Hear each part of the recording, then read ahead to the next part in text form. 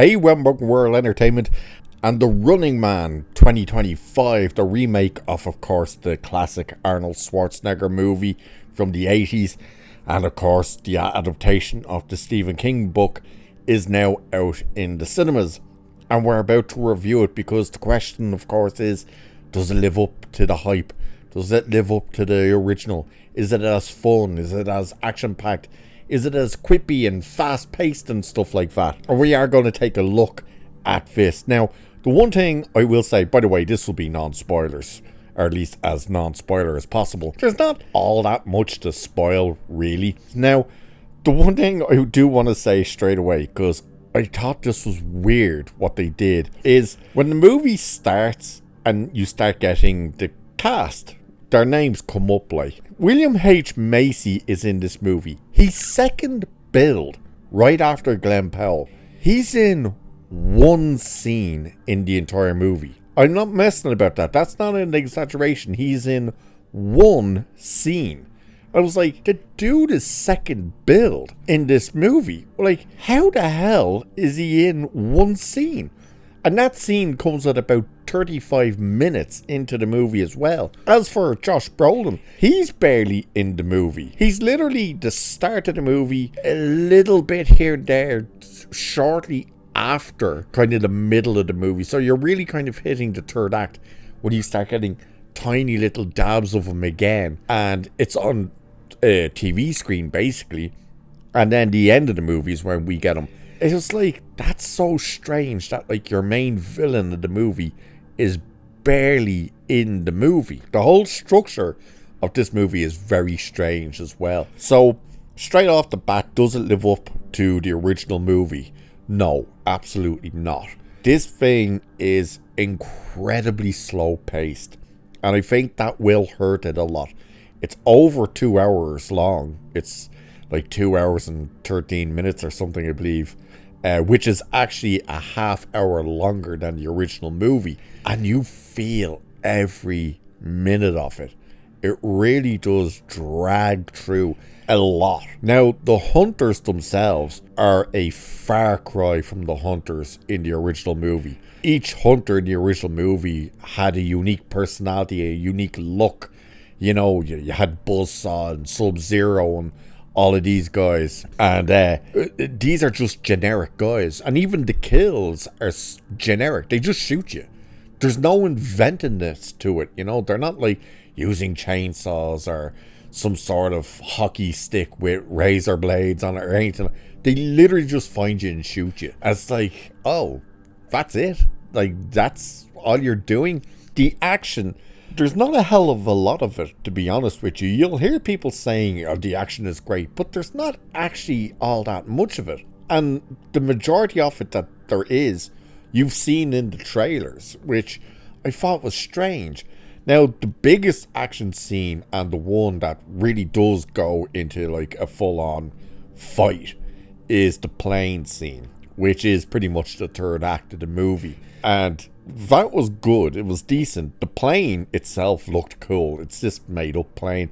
I can't remember what they call it, but it's this big luxury airliner thing.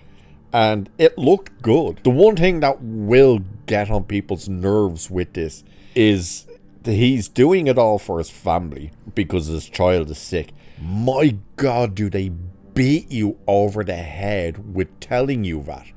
Like, literally the first 20 minutes of the movie, he does not stop talking about his wife and kid. Like, he just, every person he seems to meet, he's saying, my wife and kid, my kid is sick, my wife and kid, my kid is sick. And you're like, yeah, we get it, okay? We get it. Stop.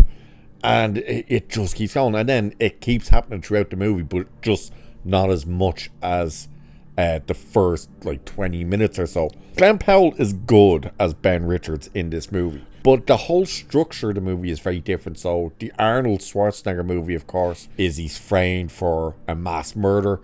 You know, they shot the rioters, or what they were saying were rioters. It was a peaceful protest, and he gets framed for it, and he gets dumped into this show, which, of course, society is broken down, and they watch this thing where they put the criminals. And of course, you find out half of them aren't criminals. This is very different because this is you sign up willingly to go into these shows.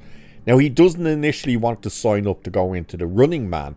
He wants to sign up to one of the less violent shows to do. They're all violent, but the less violent ones and the better ones to have a chance to get out of. But you don't make as much money, and he gets convinced to do the Running Man. And that's the structure this time. The problem is, once they get dumped into the Running Man, he pretty much lays low for half of it. And that's what you do. But you are to record a video of yourself giving a message and post it every day before midnight to prove that you're still alive. So you have to do that.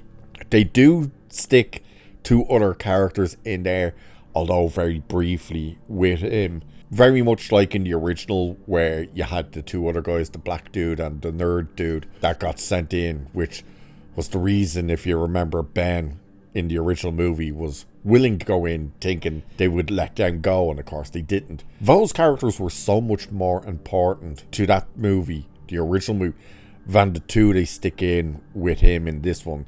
You have the girl, Lachlan or something her name was, just the butch lesbian, and that's exactly what she is, who pretty much is irrelevant, does nothing.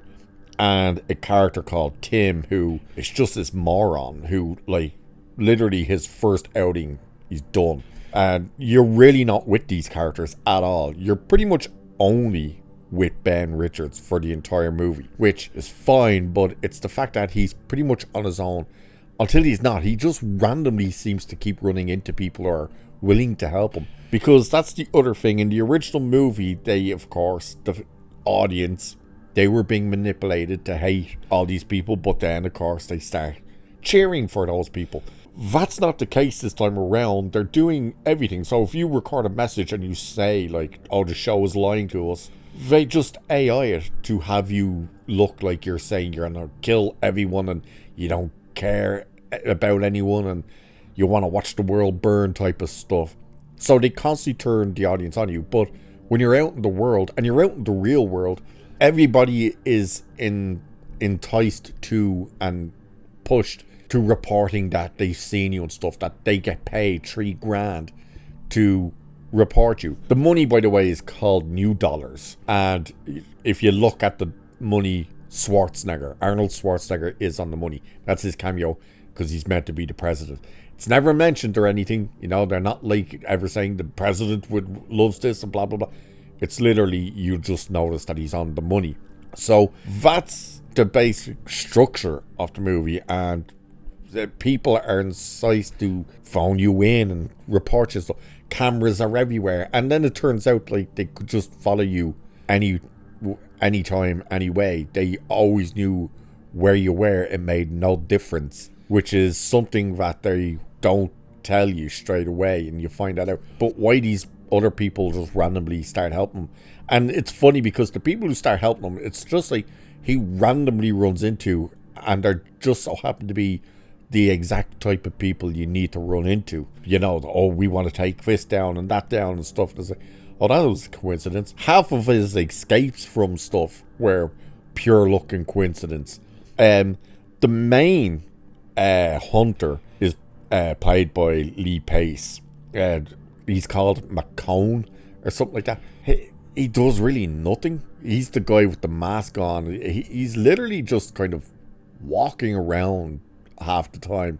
He really doesn't do anything until the plane scene. So the pacing of the movie is, I think, the main thing that's going to hurt this movie, because it's all over the place. Like, when something starts happening, you think, oh, we're finally getting into it, and boom, it doesn't slow down. It stops dead. It's like it crashes into a brick wall. It just stops, and you're like, oh, why did it just completely stop?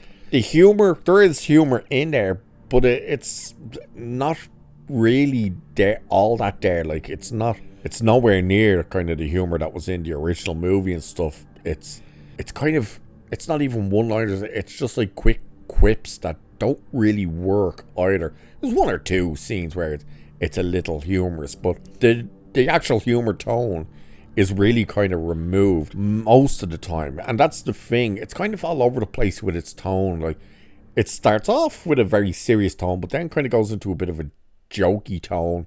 Then goes back into not a full serious, but more kind of moody. And it keeps shifting back and forth. So it's very strange the way it's structured. And overall, it's a bit boring. It's not a terrible movie by any means. It's decent enough. Like, the performances are good. Like, Josh Brolin is decent in it. The only problem is there's next to none of him in it. As I said, William H. Macy is in one scene. That's it. One scene. And you're like, okay. I hope he got a good payday for that. Glenn Powell does really have to carry this movie completely. Like, absolutely completely.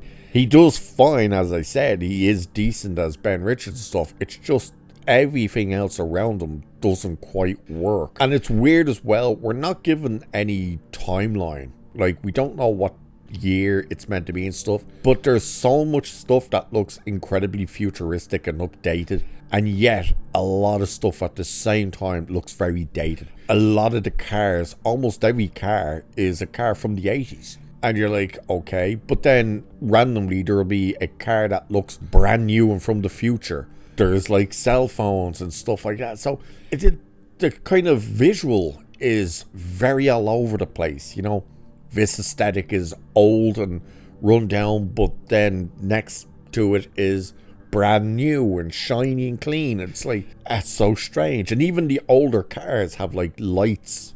Not like all the cars have these weird lights on them, like LED lights that run all around them and stuff. And it's so strange because, like, that's weird that you have that kind of aesthetic on everything, but including the old cars. Like, it's so strange. And his actual family, although they're the motivation for him, and again, we are beaten over the head with that, they actually play no real part in the movie either, other than his motivation. So we meet them at the beginning and the end of the movie. That's it. They're not throughout the movie. We're not getting things happening from their perspective every now and again. They're literally the start and the end. And I was like, that's a very strange decision to make when you have them being his main motivation.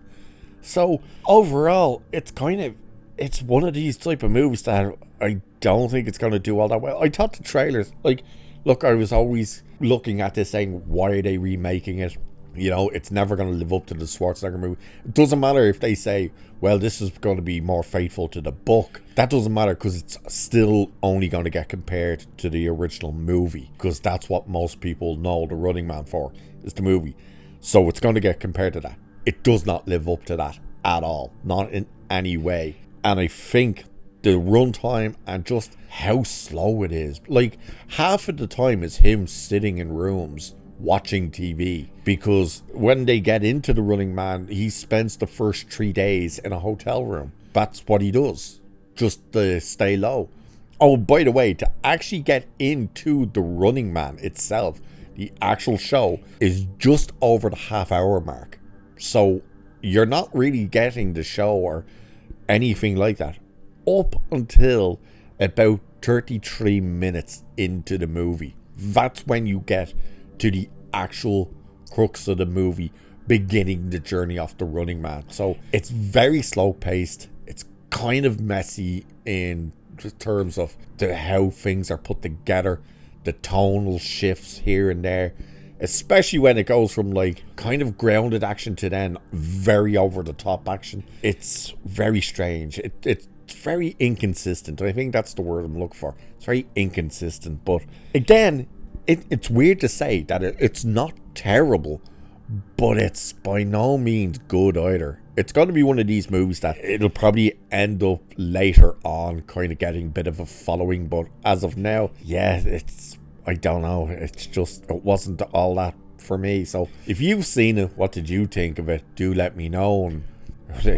do you think it was decent? Did you enjoy it? Did you like it better than the original movie? Have you read the book? How much does it compare to the book? Do let me know. And with that, I shall leave it there for this one. So do like, share, subscribe, and all that good stuff. Cheers, and I'll catch you in the next one.